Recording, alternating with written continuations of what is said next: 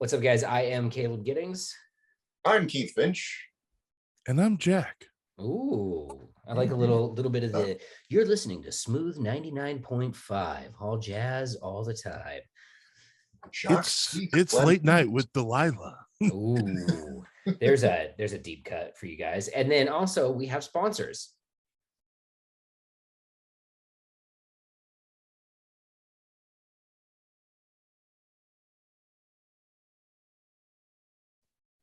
I just did it myself this week. So after last week's absolute train wreck of an episode, which definitely wasn't recorded 10 minutes ago, what we are going to talk about this week is something that hopefully we'll be able to stay slightly closer to on topic with, and it's guns that flopped. Now, when we say guns that, we're going to go around the clock and, talk about which gun flopped harder and stuff like that. But when we talk about guns that flopped, it doesn't necessarily mean that the gun wasn't a commercial success. It might have been a commercial success that was just a bad gun. There's some of those out there, but generally speaking, it's a gun that was introduced and that the market's universal reaction to was, but why though?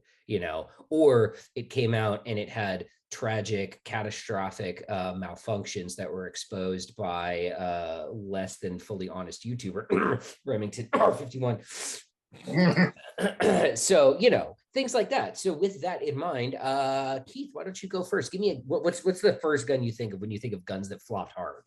One of the classics harkens back to good old 2007, and we're going to kick this off with the Magpul Masada rifle. Oh, that's just hurtful.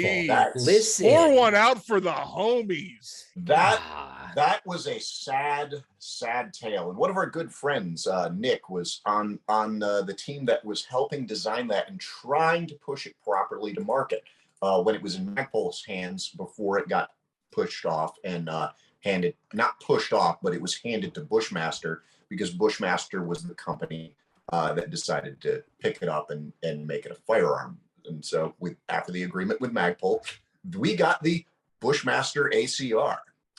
And it turned, I didn't know this at the time, and I've penned a few on the ACR and the sadness that it brings into our lives for what it could have been versus what it was.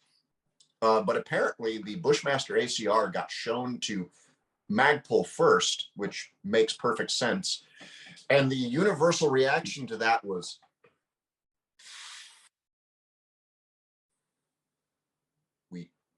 no. This isn't what we wanted. This is literally nothing of what we said. Remember when the Magpul was talking about it? Back when AR15.com was relevant. And be careful, Jack. They're gonna come for you. The Redditors. Let them find me. I'm not on their forums. They have no power here. You have no power here. I'm in the real world where actions have consequences. That energy. So okay, so Jack, you were saying back in that era, remember they were like $1,500, and I was like, yeah, that wow, was the advertised price. I could afford that. I could buy this gun. And then when it came out, they were like 3,000, and I'm just like, these are not the same number. Not same. Why not same? And Bushmaster's like, quality. And I'm like, Bushmaster quality. Got that sussy out. Yeah, damn it. So they went to the Cory Booker School of Thought, and they were like, what would be better than $1,500? Double $1,500. So I have with our background checks. I have only one experience with the AC Scar. I mean, Masada. And that was, I shot it at a media event at Bianchi Cup like a gajillion years ago. And I remember the rifle porpoising uncontrollably in recoil. Like, it was one of those things where I had, I'm marginally okay at shooting a carbine. And I remember pulling the trigger and feeling the rifle flex. And I'm like, gun not supposed to flex, gun's supposed to be rigid, gun not rigid. Okay, whatever. I finished shooting whatever the demo rounds were, and I was like, I'm never going to pay money for that. And I will tell people that maybe don't Like buy it as an engineering oddity to be like, I have an ACR and it was a thing that existed for a while. If you own 10 guns, you're probably okay to buy an ACR. Yeah.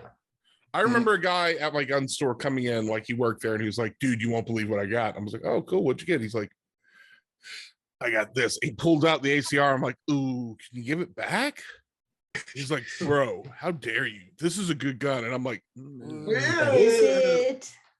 I'm like, what did you pay for that? He's like, I traded for it. It's like, oh, what did you trade? And he's like, a scar. I'm like, did you just slap the taste out of his mouth on the spot? Bro, I stopped caring what that guy had to think for the rest of the time I've ever known of him. I was like, all right, so you're an idiot. All right, yeah, that's fair. But I've always thought about the guy who drove away from a gun deal trading an ACR for a Scar H. He must have been rock hard the whole drive home. He was just like, celebrate good times, come on. Oh my God. All right, so. And I hope he lived happily in ignorant bliss ever after. Oh man. All right, so we've got the Masada. That was definitely a flop. Jack, what do you got? I have so many, for the record. I have like 30 of these. All right.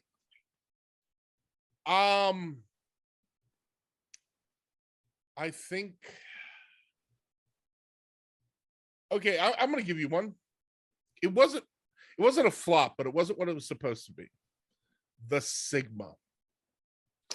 That's one of those commercially kind of successful, but also very problematic. I mean, well, okay, we can call it successful, but it's not what they wanted it to be. No, the Sigma was not a Glock killer. No, they wanted the Sigma. What they wanted the Sigma to be was what the M&P eventually became. And I'm not going to say a Glock killer, but it was for a time the M&P was competitive in the market, heads up against Glock. The Sigma never was. We of course have God, I'm losing my name on it, but the 1911 Glock weird hybrid gun. Oh God, that Daniel Defense. No, it starts with an H. Oh yeah, what was that? Because it was like a Glock trigger that took like 1911. That was a weird gun. The H9. The H9. Yes. The Hudson. Oh my God. Yeah, the H9. Hudson. Yep. You're thinking buy that? Completely different than the Hudson is a completely different gun than the one I was thinking of. I was thinking of the Spectre. It was called like the Spectre or something. Frick. Oh my God. And it was literally like, it looked like a Glock in a 1911 had sex and the product was premature. But yes, the Hudson H9 was a hard flop and a disappointing flop because that gun was actually cool. That was one where I was like, I want this gun to be commercially successful. And then I found out a lot of things about it. And I'm like, this gun will never be commercially successful. Remember the 2011? Yeah, they're still here. The Strike 2011, the double 1911. Yes. No, I mean, yes, now I do, but obviously I was like, what the hell is he talking about? Of course, I remember 20. Right, like that's the point, is like, I remember being at SHOT Show, and these guys were so proud of the fact that they had welded two 1911s together, and like, look what we have made. And I'm like, yeah, you certainly made that, but why? They bought these giant banners. Remember those? Oh my God. And I know how expensive those banners are. So there was money behind a project for this. And I walked by their booth. I was looking at the thing and I'm like, this is such a weird range oddity. They were hard on the marketing for it too. They're like, you get so much more ammo and you can shoot it really well. And I'm like, I don't see how that's possible. Yeah, I mean, everyone knows my hands are big. The only guy beating me in hand size is Steve Fisher and Shaq. Right. I couldn't wrap my hands around this thing.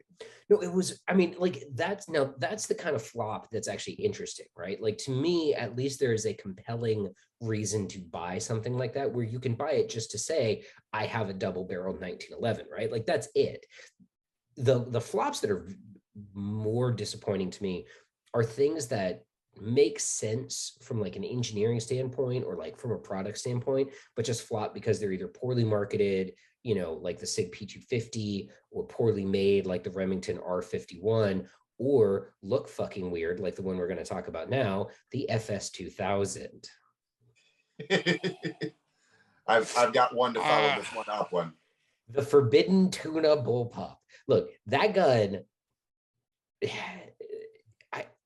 I get it. It was at the tail end of like the weird bullpup phase, and FN was already making the P90, which was weird, but had achieved mass market acceptance because it was in Counter-Strike and was on TV shows and actually did the thing that you wanted to do. They tried to do that with the 2000 too. The 2000 was in a lot of games too as a rifle that was pretty statted well. So. Yeah, but it sucked in the real world because it had that like O-ring on the mag well, so mags would drop free. That I think is what ultimately killed it quicker. It died a quicker death because of that freaking skirt, that O-ring. Because when PMags hit the market, now you couldn't use the hottest AR compatible magazine anymore. So I have two fun facts about the FS 2000.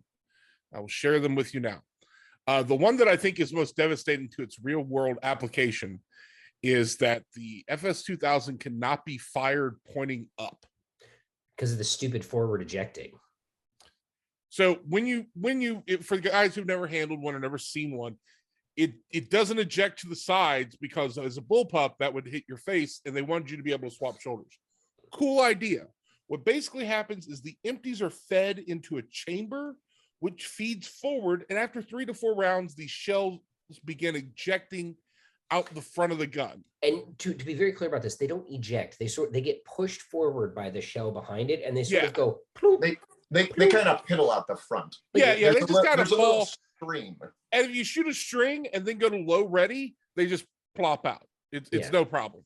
But if you are aiming up, which is, I will admit, fairly rare on a range, but in real life, oh, there's a guy in a window. Maybe we should shoot at him. After your second or third round, gravity is now feeding them back towards the chamber. And sure, maybe it keeps working. It did not. I was in several classes where we had the ability to do some weird stuff. And when we shot that thing pointed upwards, it quickly became JMO Central-matic. And getting that thing unstuck requires a close connection to a superior being. Well, because you can't, because of the way it ejects, you don't have easy access to the ejection port like you do on an AR-15 or an AK or like any rifle that was commercially and militarily successful. Even any of the competing bullpups at the time, like the STG or the FAMAS, like the AUG and the FAMAS, you could actually clear because, oh, hey, the ejection port's right there. So that was the thing that I think hurt it for me, where I was like, oh, I wouldn't want that gun. But one of the facts about it makes it interesting, and I want to own 2 of them for this reason. There are multiple generations of the FS 2000.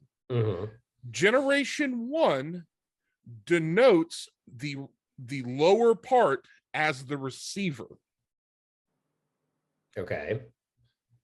Generation 2 denotes the upper as the receiver. So you could get a Gen 1 and a Gen 2 theoretically and take they are completely swappable.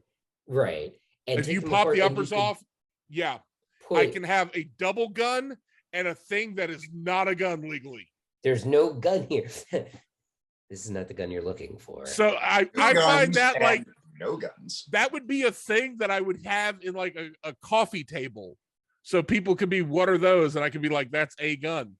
And they're like, but there's 2 of them. No, there's not. No. There is. So yes, that's one on top of one. That does, and that goes back to like, that makes the FS 2000 interesting, as a collector's item or something like that. But that gun was a total commercial failure. Which, speaking of total commercial failures, we do have to talk about the R51, because I'm not saying that was the gun that killed Remington, but that gun almost killed. Like that gun certainly that gun personifies the death of old Remington. Yeah, which old Remington gone, guys. Just as a quick reminder, new Remington is awesome, and old Remington is dead. So, but long live the Remington. Long live the Remington. But what was interesting about it was like that was a gun that I had several questions as to why it existed. Like you can tell that somebody at Remington started with a good idea. They're like, hey, remember how cool and swoopy our personal defense handguns used to look, right? Let's bring that design ethos back, but chamber it in a modern cartridge and do all of that. And then somebody said, cool, let's also give it a really weird operating system so that it doesn't fucking work, and then make it out of pot metal. To cut costs. I think we can all agree that in hindsight, some of the problems that plagued this thing might have been slightly exaggerated. For sure. But and I think that was the failure of the R51 was less on the fact that the R51 wasn't a great gun, because I shot one and it ran just fine. The failure on it was from the marketing standpoint, and then old Remington's response to the negative feedback they got from a certain YouTuber whose name we won't mention because it sucks. So, when that went viral, Remington's response basically was cover their ears and go, la, la, la, we can't see you, la, la, la. Yeah, and ironically, since they owned Bushmaster during this same stretch of years, that was kind of what they initially did with the ACR as well. Hey guys, it's the rifle you wanted. And when it came back, like, no, this is not the rifle we wanted. They're like, what do you mean? Yeah, man. And it's funny when I think about our age is as like people in the firearms community. There are so many people that have entered the gun community post the Cerberus era of Remington who don't realize how bad it was. Like they could fuck up a wet dream. They were so bad at making guns. They made the 870 bad. Produce a single they started getting bad at all their legacy guns. They were like, Remington 700s and 870s. These work, right? Not anymore. Let's take an 870 but make it shitty. And you're like, but why? Why make it shitty? How? To save costs. Yeah, so that's like we could actually do a whole episode on how Cerberus effectively destroyed one of the most iconic gun brands through cost cutting. Have you ever seen like some of the weird mill slide Remington projects from the 2000s and 2010s? Mm-hmm. So like the RSAS. Hey, we're trying to keep it clean on this shit. Wait, did you say the RSUSI? The RSAS. Let's like the Remington version of the Knights M110. And I have seen a lot of stuff. I've never seen one of those in real life. No. Do you remember when they spent a shitload of money to sponsor, I think it was COD, like Modern Warfare 4 or something, and like all of the guns in the, like half of the guns in the game were like branded, right? You picked up a Remington M4 and you got the AAC Honey Badger and it was all branded Remington shit. Yeah. Whichever one it was, I don't remember. I think you're right, it was Ghost, but like that costs a lot of money. And I can't but help think maybe the money that you spent putting the branded Remington guns in Call of Duty could have been spent on making 870s that extract. Well, it's a thought. We just didn't need to take money away from making 870s that extracted. The 870s that extracted did exist. Like, the methodology was there. Why change it? It worked really good. So we could probably another episode we could probably do on guns that old Remington fucked up, but that's a completely different category because it would take time. I want to get around to my favorite flop, and this is something that before we get into this, I want to caveat very much that I have worked with this company very closely. I still work with this company. I really enjoy a lot of their products, but there's been a lot of Beretta flops. Like, let's be real honest about this. And we're going to start with my favorite Beretta flop, the Beretta 9000. Do you guys remember Minority Report? That was so in 20 years in the firearms industry, I have seen one Beretta 9000 in the wild. And it was actually uglier in person than it is. It's God, I completely forgot about this thing. Because it was terrible. Because this was one of those things where, again, it was in that weird, like early 2000s swoopy design aesthetic era, right? Where like, you know, because that gun's got smooth. Yeah, that gun's got FS 2000 vibes all over it, right? Like it looks spacey and futuristic. And someone was like, let's take a 92, but make it small. Let's make it slicker than snot and also not work. Let's do all of those things. And you have the Beretta 9000 as wielded by Tom Cruise in Minority Report. That's the only movie I can think of that it was in, by the way. And you know, Beretta probably paid to get it in that movie. Mm-hmm. It was so bad, and it was an absolute commercial floppity flop. It tanked because nobody wanted it. They brought it out, and everybody was like, "Could you just bring back the 92 compact? Because we like the 92." That was a nicer pistol. Give us the 92 compact again. Don't give us this. We don't want this. Nobody wants this. We want 92 compact. We have better 92 compact at home. The new 92 compact at home. Yeah, it's exactly what that was. And then, you know, we could talk about how the original APX launch was really jacked up, but I have 4 APXs, so I'm not going to go there. But the other Beretta flop was the ARX 100. Yes, I was going to say. Yep. ARX 100. I've got one to caveat off that because it was in a similar vein. But let's do ARX. I want to beat up on this gun for a little bit. By all means. What a fucking ugly gun. I will say the SBR version looks considerably better than the it does not. It does. No, this is I'm 100%. You guys can sit there and tell me that it looks better with a shorter barrel because you're both short. But I'm going to tell you right now, nothing saves this gun. I'm looking at the military AR 160 right now, ARX 160, and who puts flat sling mounts on their gun? It was we're not going to defend these choices as good ideas. You know who this is?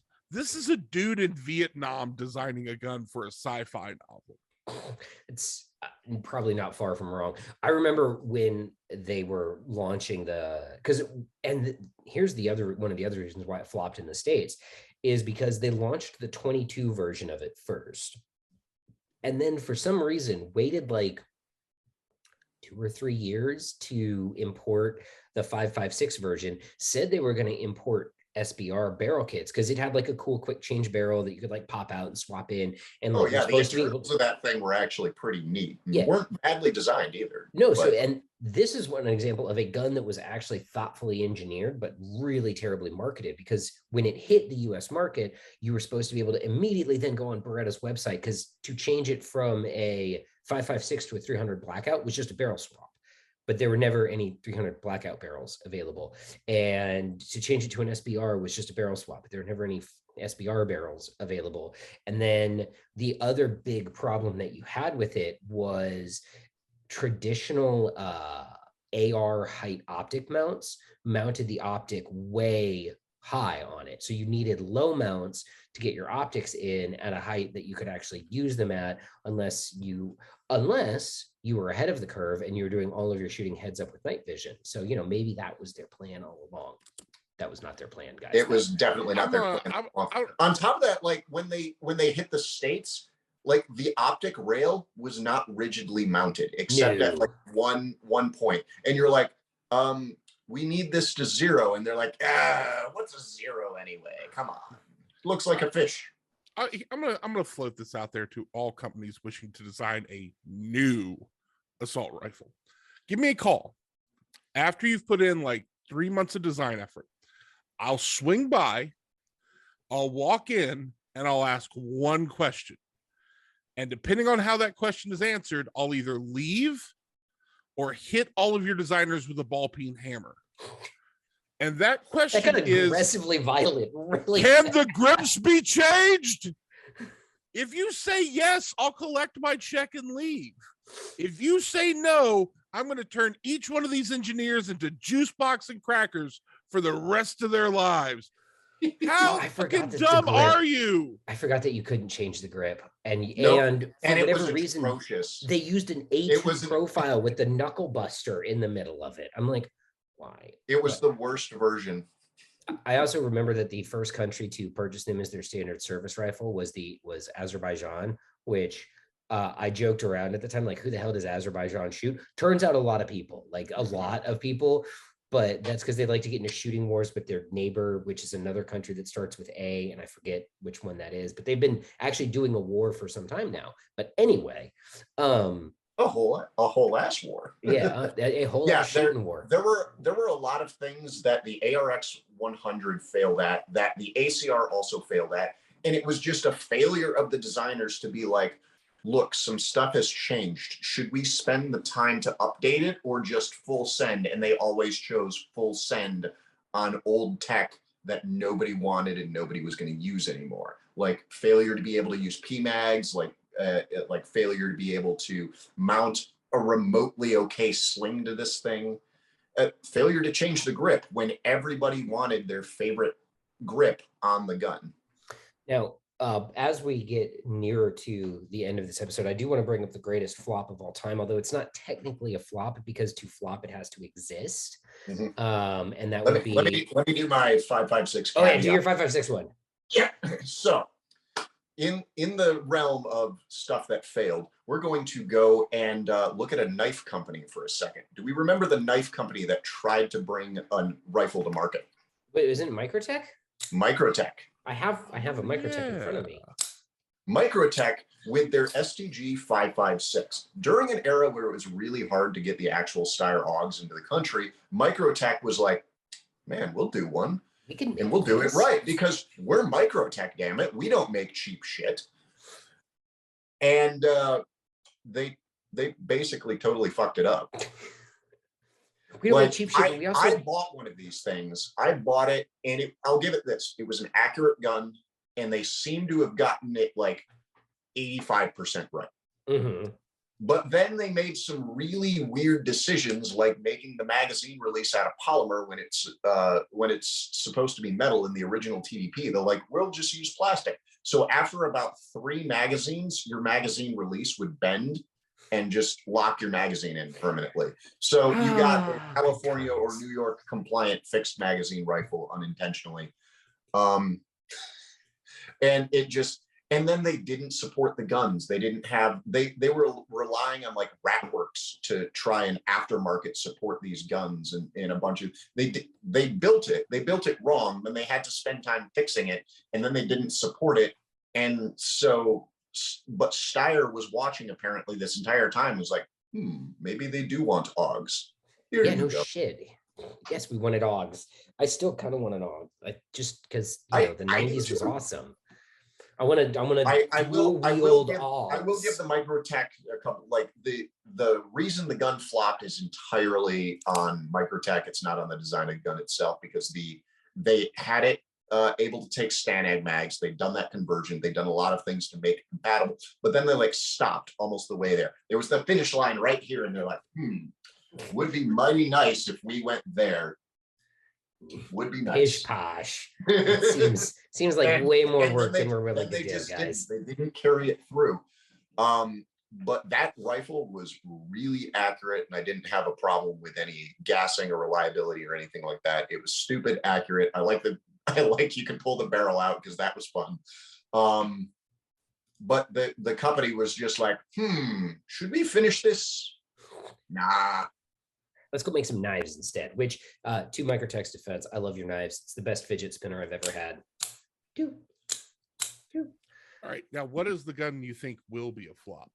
Oh, well, before we do that, I do want to say, say the biggest flop that we have is the Avidity Arms PD10, because it would have to exist first. Exactly. But technically that can't be a flop because it doesn't exist. And if you guys don't know what I'm talking about, it was like 12 years ago that Rob Pincus was like, I'm forming a gun company and we're going to make a gun called the PD10. It's going to be a single stack 9mm that holds 10 rounds. And in the time since they announced that gun, I'm going to list guns that have come out. the Glock 43, the Glock 48, the Sig P365, the Sig P365 XL, the Springfield Armory Hellion, Hellcat, yeah, the Hellion too, but they also did the Hellion, but it's not a micro 9. They did Ruger did a micro single stack micro 9. Smith & Wesson did the Shield Easy in 380 and 9mm. They also did the Shield CSX, and now the Shield Plus. Yeah, and the 30 Super Carry. So basically the niche that this gun was looking to exploit filled, and the gun still doesn't exist. So that's just me making fun of that. Now, what gun that has recently come out are you talking about that I think is going to probably flop hard? I think is going to flop hard? All right, Jack, you go first because you asked a question. Commercially available Sig Spears. Yeah, I don't disagree with that. I think here's the thing. I want one. I want to run one of these guns, but I want someone else to pay for the ammo, and that's not changing anytime soon. Mm-hmm. I don't, having been out to the event, I don't. Now, in 277 Fury, yes. 277 Fury Spears, they're going to try and make them a thing. It's going to take a lot of things. I'm willing to eat crow on this. I want to make that clear. If I end up eating crow on this, I'll be super happy about it. I don't know if all the things are going to align to make the 277 commercially viable, even this decade. I don't know if it's going to happen, but I think there's going to be a strong base for the gun in 6.5 and 308 that's going to look a lot like the Scar 17 market. It's going to be massive. It's not going to be everywhere, but it's going to be successful enough in those two calibers. Especially the 6.5 is a really fun one to shoot. It's super pleasant. So I think there's going to be there, but I don't see the new magic bullets exploding unless it gets some insane market support so that you can purchase the ammo. Like the ammo is going to make or break whether or not Fury ever becomes a thing. I think, I 100% agree with that. I just don't think that. One, I don't think it'll even be that successful in 308 because of the plethora of 308s that are already out there. 6.5 Creedmoor is cool, but it's kind of still a niche nerd round.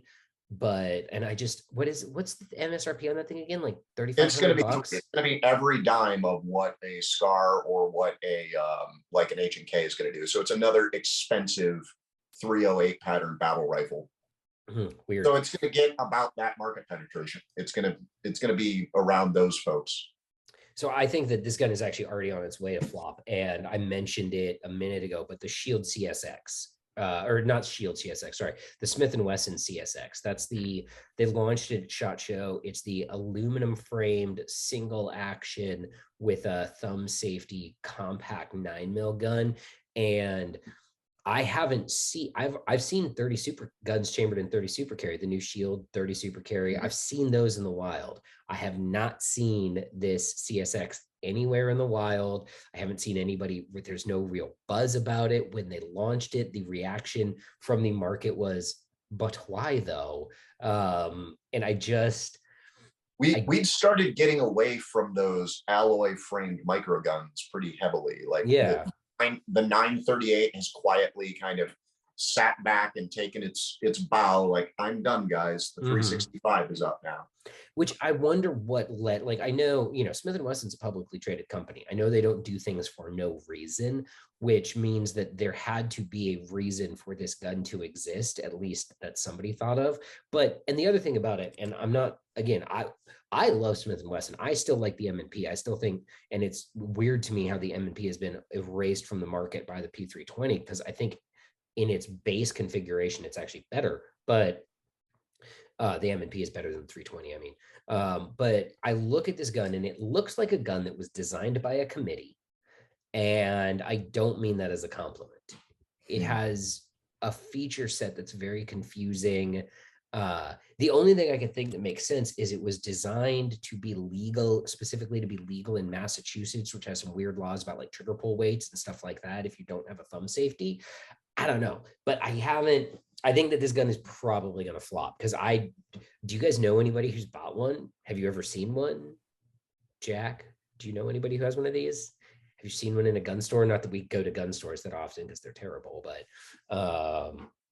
but no, yeah, I think the Shield, it's not the Shield, it's Smith & Wesson. Not all of their products are branded as Shield. Lots of them are, but if it's not a Shield, it's an M&P. Yeah, I need them to change the M&P name to Sword. Yes. Oh, yeah. Wait, doesn't somebody make a sword rifle? Yes, Sword International. No, I was okay. Well, that wasn't what I was thinking of. But sure. Hey, so we have the CSX is probably on its way to flopping. I think the commercial spear is going to flop. They should make a shield too. Like you could have the Sig spear and shield, and they could call it the Spartan collection. Oh no! Take it back. I didn't want it. Sig, if you're listening to this, do not do that. Do not. I will hit you. I will drive to New Hampshire and hit you with a rolled up newspaper if you do something like that. Floppy gun. I'm gonna go with I think it's going to be a floppy gun category, not necessarily a gun specifically. And that's AR companies who are leaning hard into a bolt gun. And now I'm going to exempt Sig for that because their bolt gun is one of just many products, and they're well known in handguns. They're well known in their semi-auto rifles, but their handguns are definitely like carrying the boat with Sig. Because when you think Sig Sauer, you think. But when I think Sig, I'm generally thinking a 320 or 226 or 365. That's what comes to mind. But when I think something like Daniel Defense, I don't think like $3,000 or $4,000 bolt gun. Yeah, no, I think that's fair. I think you're going to see a lot of. I'm sure I'll see people who have that kind of disposable income and kind of like weird niche things.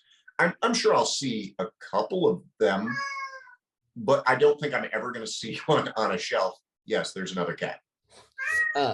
Clearly. Well, now I have to give Sig credit for this one thing though. Their new Cross PRS that they just launched a couple of days ago, it's only like $1,500.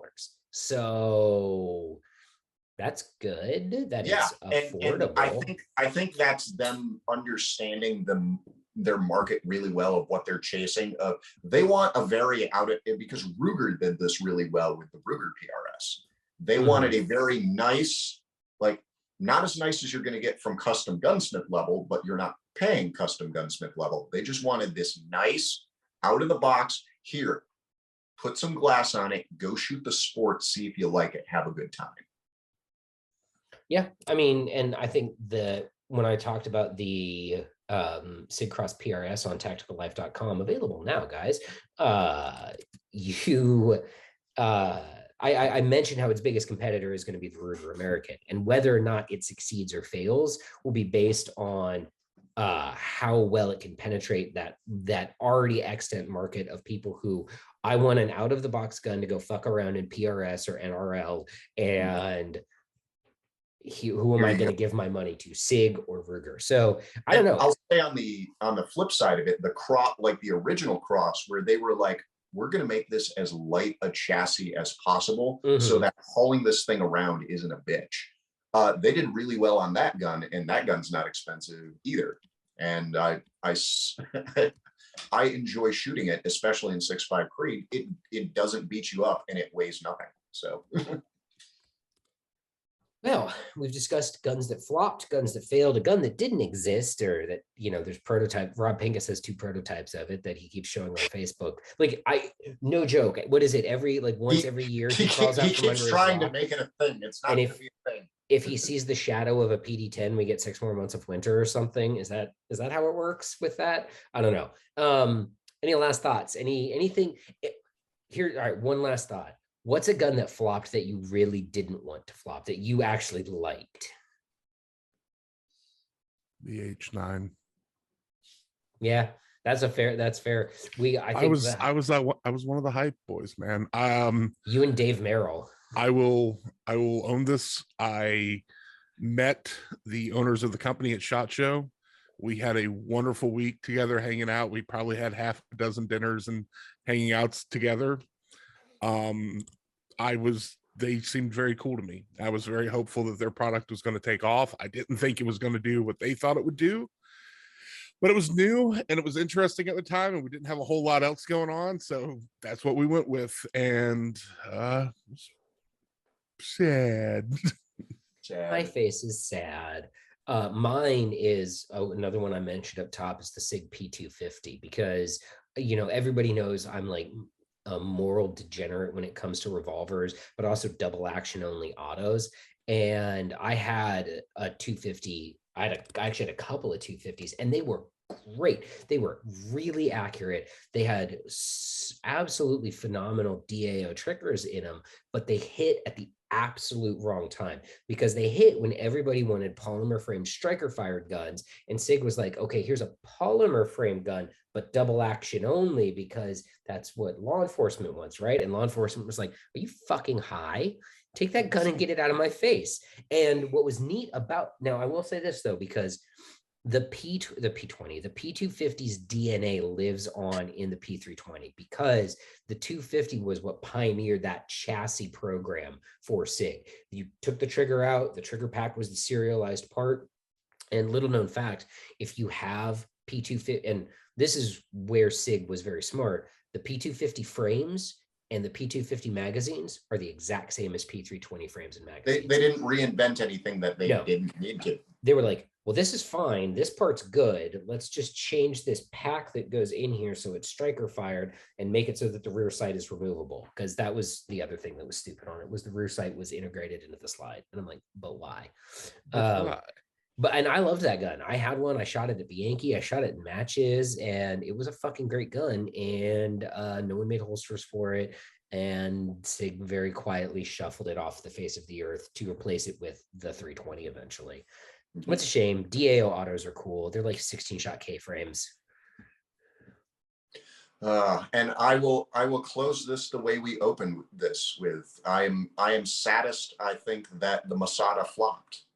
That this really great idea, one of the greatest modernizations we'd seen on kind of the AR platform at the time, was not able to be carried through to what it could have been, because we have other rifles that very clearly illustrate what it could have been, because we have the MCX, and we have modernizations on the SCAR series, and we have modernizations on regular AR-15s and the BRN 180. And there are a lot of really cool modernized rifles that all could have been the Masada first, but weren't, because of really poor execution and nobody being like, hey, yeah, did we do it right? So we're all sad about the Masada. We're all I'm sad about the P250, but we're all sad about the Hudson H9. I appreciate the 250, and we're sad about the H9. Man, the H9, because that gun was cool. Let's be real. That gun was. I remember shooting that thing at SHOT Show and thinking, this gun is fucking fun to shoot. I am really enjoying this. Well, I was excited for it, and I came not to praise the Hudson, but to bury it. And with that, we are out. We will be back next week with an all-new episode of Gunday Brunch. Whose line is it anyway? Jack gets sad about guns that he really liked.